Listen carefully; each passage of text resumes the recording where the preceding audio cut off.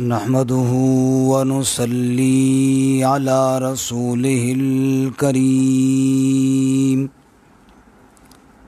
أما بعد فأعوذ بالله من الشيطان الرجيم بسم الله الرحمن الرحيم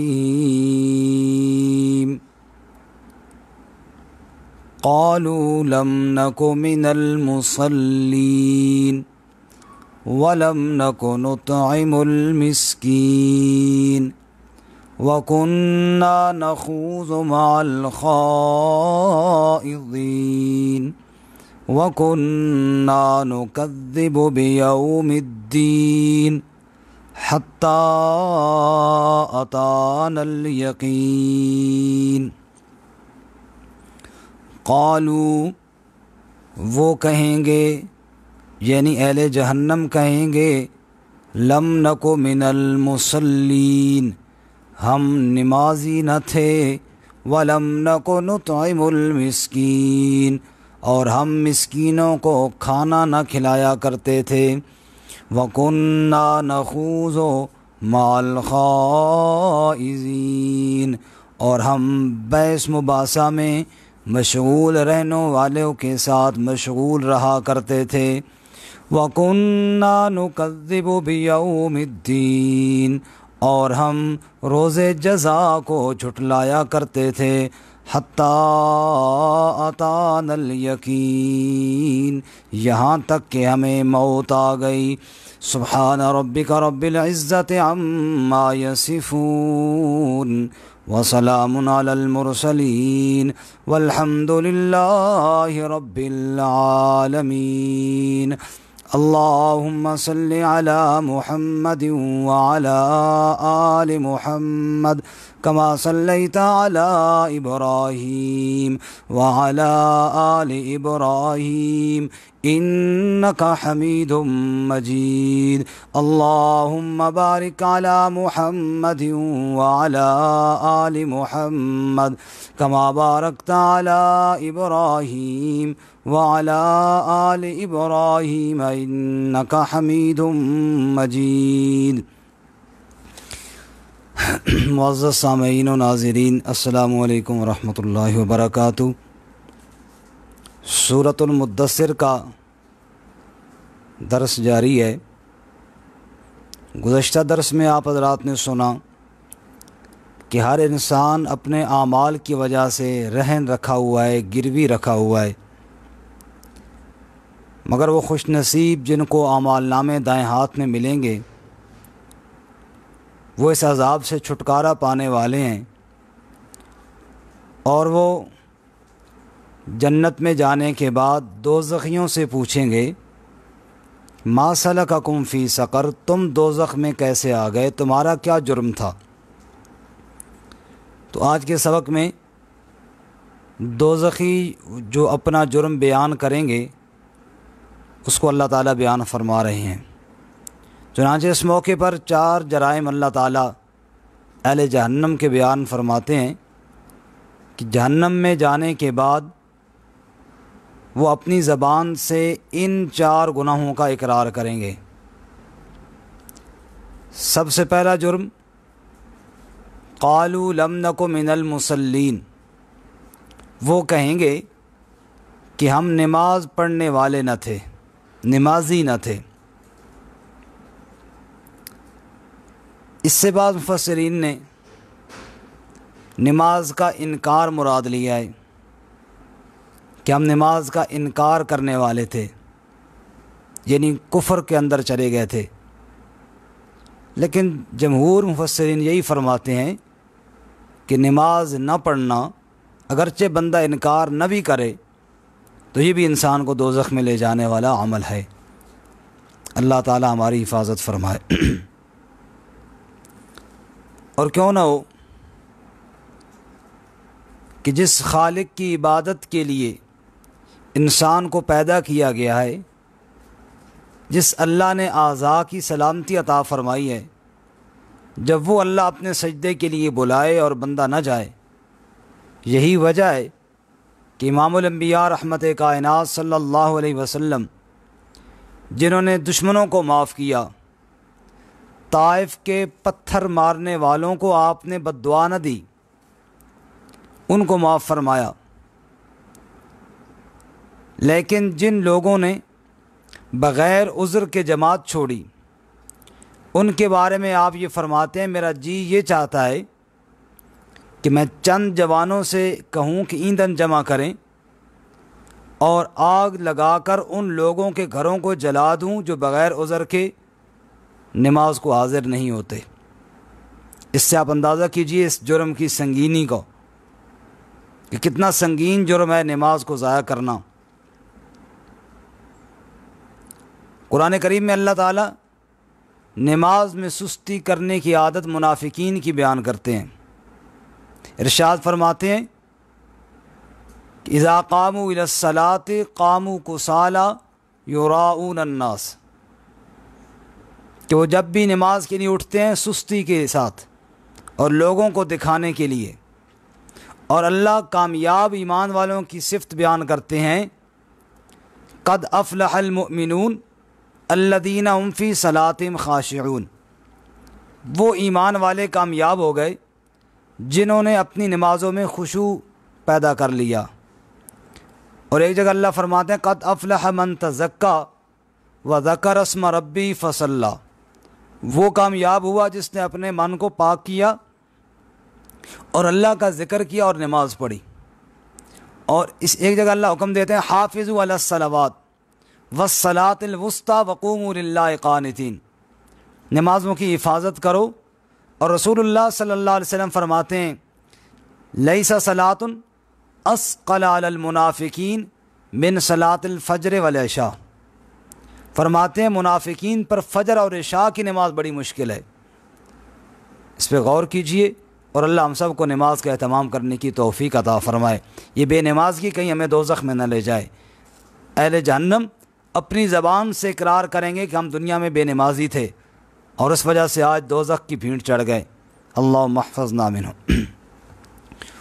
دوسرا جرم وَكُنَّا نَخُوضُ مَعَ الْخَائِضِينَ، دوسرا جرم وَلَمْ نَكُ نُطْعِمُ الْمِسْكِينَ، دوسرا جرم کہ ہم مسکینوں کو کھانا نہیں کھلایا کرتے تھے۔ اللہ رب العزت نے مالداروں کو جو مال عطا فرمایا یہ بھی آزمائش ہے، فقیروں کو جو تنگ دست بنایا یہ بھی آزمائش ہے۔ قرآن میں اللہ فرماتے ہیں بعض لوگ وہ ہیں ان کو ان کا رب آزماتا ہے فَأَكْرَمَهُ وَنَعَمَ، ان کو مال و دولت اور نعمتیں دیتا ہے۔ وَأَمَّا إِذَا مَبْتَلَاهُ فَقَدَرَ عَلَيْهِ رِزْقًا، بعض کو آزماتا ہے رزق تنگ کر دیتا ہے۔ تو یہ اللہ تعالیٰ کی آزمائش کے طریقے ہیں۔ اللہ فرماتے ہیں وَفِي أَمْوَالِكُمْ حَقٌّ مَّعْلُومٌ لِلسَّائِلِ وَالْمَحْرُومِ، تمہارے مالوں میں ہم نے حق رکھا ہے سوالی کا اور محتاج کا۔ ایک صحابی نے پوچھا، حضرت عبداللہ ابن عمر رضی اللہ تعالیٰ عنہما روایت کرتے ہیں کہ یا رسول اللہ افضل عمل کون سا ہے؟ آپ نے فرمایا بھوکھوں کو کھانا کھلانا اور سلام کو عام کرنا، چاہے کسی کے ساتھ پہچان ہو یا نہ ہو، سلام عام کرنا۔ اور بڑی مشہور حدیث آپ نے ارشاد فرمایا افشوا السلام اطعموا الطعام وصلوا الارحام صلوا الصلاۃ والناس نیام تدخلوا الجنۃ بسلام، فرمایا سلام کو عام کرو، بھوکھوں کو کھانا کھلاؤ، رشتہ داروں کے ساتھ صلہ رحمی کرو اور رات کو اٹھ کر نماز پڑھو، جنت میں سلامتی کے ساتھ داخل ہو جاؤ۔ اس سے آپ اندازہ کیجئے کہ بھوکوں کو کھانا کھلانا کتنے بڑے اجر اور کتنے بڑے ثواب کا کام ہے۔ قرآن کریم میں اللہ اپنے پیارے بندوں کی صفات بیان کرتے ہیں وَيُطْعِمُونَ الطَّعَامَ عَلَى حُبِّهِ مِسْكِينًا وَيَتِيمًا وَأَسِيرًا، کہ میرے بندے وہ ہیں جو کھانا کھلاتے ہیں میری محبت میں یتیموں کو، مسکینوں کو اور قیدیوں کو، اور کہتے ہیں انما نطعمکم لوجہ اللہ، ہم جو کھانا کھلا رہے ہیں ہم صرف اللہ کی رضا کے لیے کھلا رہے ہیں۔ حضرت ابو طلحہ انصاری رضی اللہ تعالیٰ عنہ کا واقعہ بڑا بے مثال ہے۔ رسول اللہ صلی اللہ علیہ وسلم کے پاس مہمان آ گئے، آپ صلی اللہ علیہ وسلم نے اپنے گھروں میں بندہ بھیجا کھانے کے لیے، کھانے کی کوئی چیز نہ ملی۔ آپ نے صحابہ سے فرمایا کون ہے جو ایک رات کی مہمانی اس کی قبول کرے؟ حضرت ابو طلحہ نے کہا یا رسول اللہ میں قبول کرتا ہوں۔ گھر لے گئے، بیوی سے کہا جو بھی کھانے کی چیز ہو چھپا کے نہ رکھنا، یہ اللہ کے رسول کا مہمان ہے صلی اللہ علیہ وسلم۔ اس وقت کھانے کی چیز ہی گھر میں کیا تھی؟ بیوی نے کہا اللہ کے بندے تھوڑا سا کھانا کچھ جو پڑے ہیں جو بچوں کے لیے ہیں، اس کے علاوہ تو کچھ بھی نہیں۔ فرمایا کہ آج ایسے کرو کہ بچوں کو بھوکا ہی سلا دو، مہمان کی خدمت کرتے ہیں۔ آج ہم میں سے کون ہے جو یہ کہے کہ ہم خود بھوکے رہ جائیں اور مہمان کو کھانا کھلائیں، اور بالخصوص بچوں کی بھوک؟ اور پھر جناب بچوں کو یوں ہی بہلا کر سلا دیا، اور رات کا وقت ہوا تو اب مہمان کو جب کھانا کھلانا ہے، اگر خود ساتھ نہ کھائیں تو یہ بھی بڑی بے مروتی ہے۔ مہمان کے دل میں آئے گا یہ خود کیوں نہیں کھا رہے؟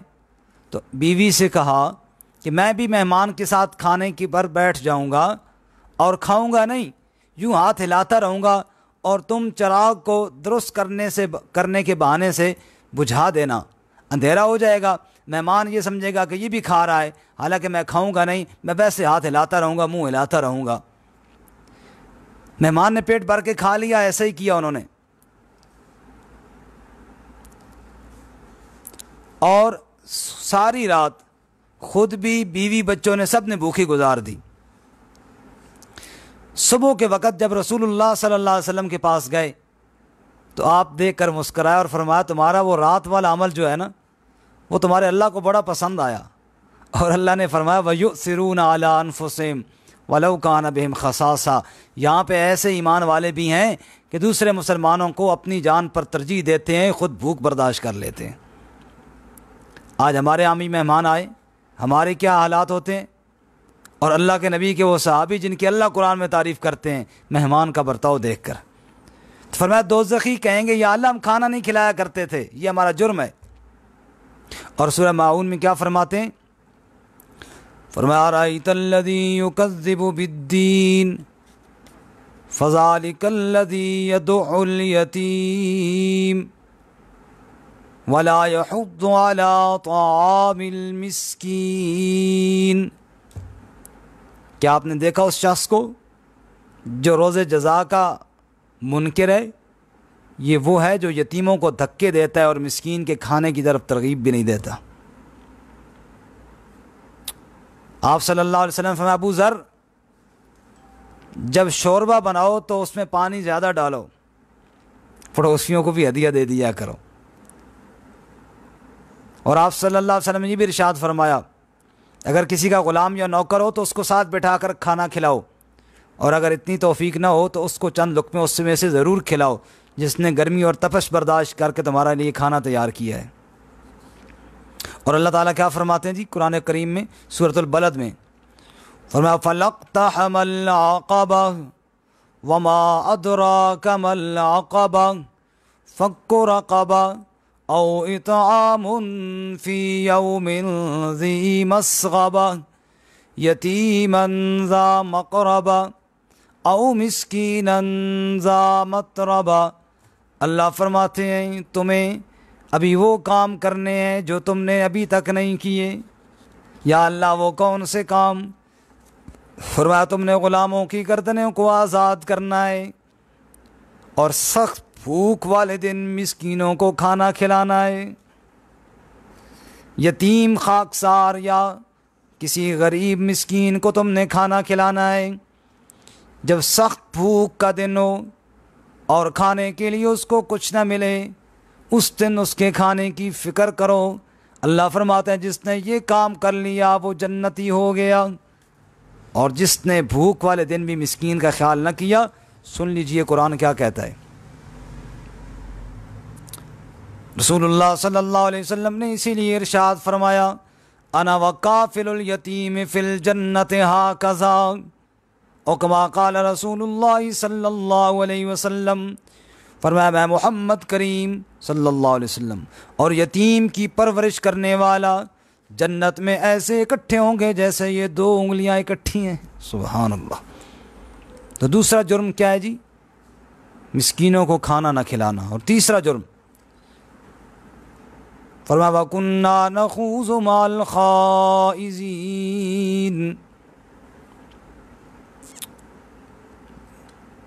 خوض کہتے ہیں کہ غیر شرعی گفتگو کرنا، ناحق گفتگو کرنا، ناحق بحث میں لگ جانا، فضول باتیں کرنا. وہ دوزخ میں کیسے آئے؟ تمہارا کیا جرم تھا؟ وہ جواب میں کہیں گے ہم فضول بحثوں میں لگے رہتے تھے، دین کا مذاق جہاں اڑایا جا رہا ہوتا ہم بھی ساتھ شامل ہو جایا کرتے تھے. قرآن کریم نے اس کے علاوہ بھی چند مقامات پر منع کیا ہے. اور کیا فرمایا؟ وَإِذَا رَأَيْتَ الَّذِينَ يَخُوضُونَ فِي آيَاتِنَا فَأَعْرِضْ عَنْهُمْ حَتَّى يَخُوضُوا فِي حَدِيثٍ غَيْرِهِ.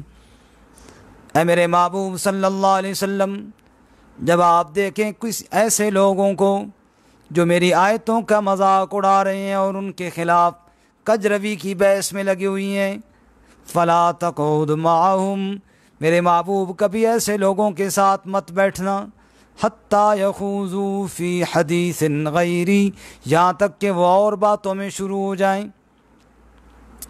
اس سے علماء نے استدلال کیا کہ ہر وہ محفل جس میں دین کا مذاق اڑایا جا رہا ہے، مثلا قرآن کی کسی آیت کا مذاق اڑایا جا رہا ہے، یا کسی قول باطل کی تبلیغ کی جا رہی ہے دین کے مقابلے میں، یا شاعر اللہ کی توہین کی جا رہی ہے، مثلا نماز کی، داڑھی کی، مسجد کی وغیرہ وغیرہ، ایسی محفل میں بیٹھنے کی اجازت نہیں ہے. رسول اللہ صلی اللہ علیہ وسلم سفر پہ سے واپس آ رہے ہیں اور منافقین اللہ کے نبی کے بارے میں اور صحابہ کے بارے میں وہ اپنی دل کے مرض کی وجہ سے وہ غلط گفتگو کر رہے. جب ان سے پوچھا گیا کہنا کہ جی ہم گپ شپ کر رہے ہیں.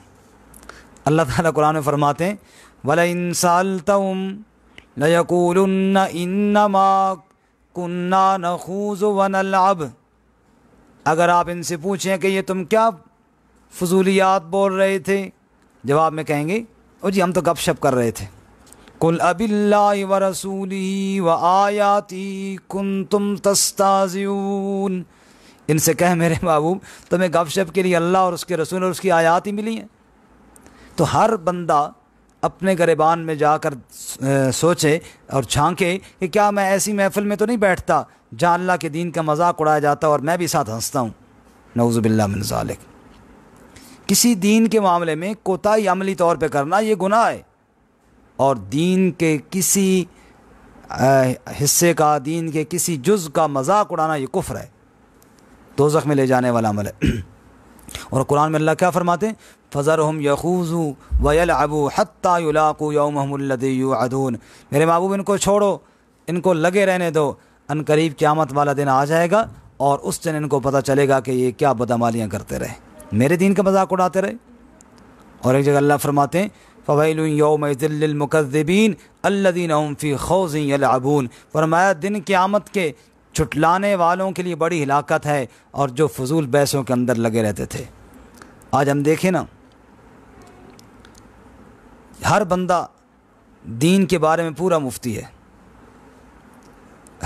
چاہے اسے ابتدائی اصولوں کا بھی پتہ نہ ہو، اصول تو دور جائے، اسے اتنا بھی نہ پتہ ہو کہ میرے سامنے جو پڑھائی گئی ہے یہ قرآن کی آیت ہے یا حدیث ہے، یہ بھی پتہ نہ ہو، یا کسی کا قول ہے، لیکن وہ اپنی رائے ضرور رکھتا ہے، اور جو جی میں آتا ہے وہ کہتا چلا جاتا ہے نعوذ باللہ اللہ کے بارے میں، اس کے رسول کے بارے میں اور صحابہ کے بارے میں اور قرآن کی آیتوں اور تفسیر اور احادیث کے مفہوم کے بارے میں. میرے بھائیو اور میرے دوستو، دھیان کرنا کہیں یہ عمل دوزخ میں نہ لے جائے. دین کے معاملے میں بہت احتیاط سے کام لیا کرو. تو تیسرا جرم یہ بیان کیا کہ ہم ان محفلوں میں ان لوگوں کے ساتھ شریک ہوا کرتے تھے جو دین کا مذاق اڑانے والے تھے. یہاں پہ اگر تھوڑی توجہ فرمائیں تو علماء نے یہاں سے دو مسئلے نکالے ہیں. پہلا مسئلہ کہ دین کا مذاق اڑانے والی مجلس سے دور رہنا لازم ہے، جیسے کہ یہاں آپ نے سن لیا، اور حدیث پاک میں آتا ہے من وقر صاحب بدع فقد اعان علی ہدم الاسلام. جس نے بدعتی کی توقیر کی اور عزت کی اس نے اسلام کے گرانے میں مدد کی۔ کیا مطلب؟ اگر آپ اس کو یہ سارا پروٹوکول دیں گے اور مقام دیں گے تو وہ تو اور چوڑا ہو کے اسلام کے خلاف بولے گا، لہٰذا اس کی بات سنے ہی نہیں۔ دین کے خلاف کوئی بات کر رہا ہے، کوئی بدعت کی بات کر رہا ہے، کوئی شرک کا بول رہا ہے، کوئی کفر کی بات کر رہا ہے، قطعاً اس کے قریب نہ جائیں، ایسی محفل سے اپنے آپ کو دور رکھیں۔ دوسرا مسئلہ کہ اہل باطل یا کافر ان کی کوئی ایسی مجلس ہو جو دین کے مذاق سے متعلق نہ ہو، شریعت کے خلاف نہ ہو، ان کے اپنے کفر کی اشاعت اور تبلیغ کے لیے نہ ہو، کوئی اور محفل ہو۔ مثال کے طور پہ ایک ڈاکٹر ہے جو ہے غیر مسلم، لیکن وہ آپ کو لیکچر دے رہا ہے میڈیکل کے بارے میں، کوئی دوائیوں کے بارے میں، یا اسی طرح کوئی اور انجینئر ہے جو ہے غیر مسلم ہے، لیکن آپ کو کوئی اپنے اس فن کے متعلق کوئی بات سمجھا رہا ہے، تو اس کی وہ بات سننا گناہ بھی نہیں ہے، وہ جائز ہے۔